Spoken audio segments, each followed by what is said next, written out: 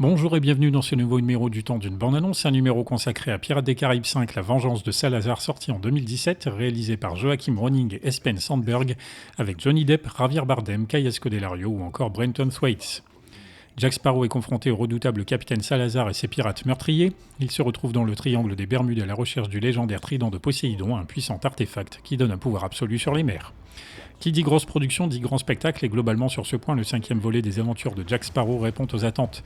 À l'exception des requins qui sautent au-dessus de la barque de Jack, passage franchement grotesque, que ce soit l'ouverture avec la capture de la banque qui contient le coffre-fort, la séquence avec la guillotine qui fait des mouvements de balancier ou encore les attaques du Silent Mary qui avale les autres navires, on flirte avec le too much mais ça reste maîtrisé et participe à l'humour et au grandiose. En termes de dosage et d'exécution, l'action est bien en place. Ce qui est un peu moins en place, c'est son scénario. On est plutôt bien embarqué dans l'histoire, mais le film peine à tenir la longueur, l'équilibre entre ses anciens et ses nouveaux personnages étant finalement un peu bancal. Tout comme il est difficile de maintenir une relative cohérence au fil des longs métrages, étant donné que le trident ici convoité est un objet très puissant qui se serait peut-être montré fort utile dans les films précédents. Mais surtout, la scène durant laquelle Jack trahit son compas menant à la libération de Salazar et de son équipage manque clairement de préparation au regard de l'impact d'une telle décision sur les événements.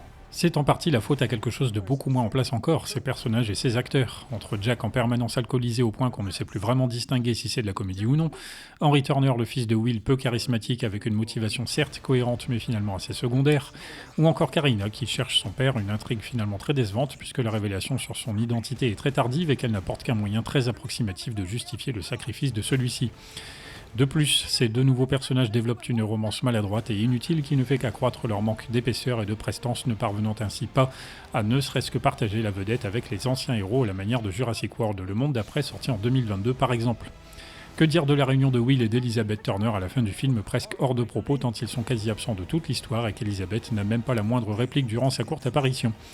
La séquence n'existe clairement que pour cocher la case de leur présence au casting. Les enjeux narratifs sont multiples, ce qui est très bien, mais ils ne se valent pas tous loin de là. Même si Salazar assure un méchant satisfaisant, les personnages sont dans l'ensemble faibles et peu marquants. Enfin, le divertissement est assuré, ce qui place le 5e volet de Pirates des Caraïbes devant l'ennui au 4e, La Fontaine de Jouvence, sorti en 2011. Merci de m'avoir écouté et n'oubliez pas, le temps d'une bande-annonce reviendra.